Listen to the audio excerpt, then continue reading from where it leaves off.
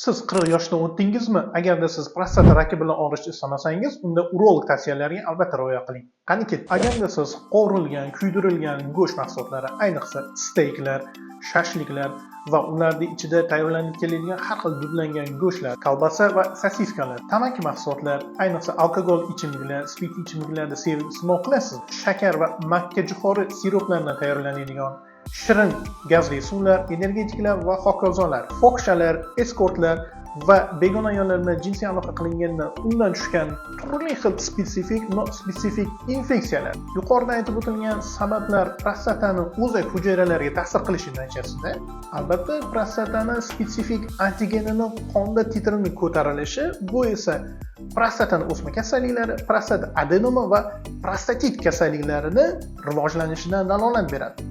40 yoshdan keyin albatta prostatani spesifik antigenini topshirish kerak. Ya'ni bu prostataning skrining tekshiruvlaridan biri. Erta kunda sizda aniqlanayotgan rak, prostata adenoma hamda surunkali prostatit ertagalikda sizga jiddiy muammolarni olib keltirishni xohlamasangiz, vaqtida prostata rak kasalliklari, adenoma va surunkali prostatit kasalliklarining muammolarini vaqtida hal qilishimiz mumkin. Shuning uchun yuqorida aytib o'tilgan sabablar, zararli odatlaringiz bormi? Vaqtida to'xtating. Urolog tekshiruvidan vaqtida o'ting va sog'lig'ingizga e'tiborli bo'ling. Salomat bo'ling.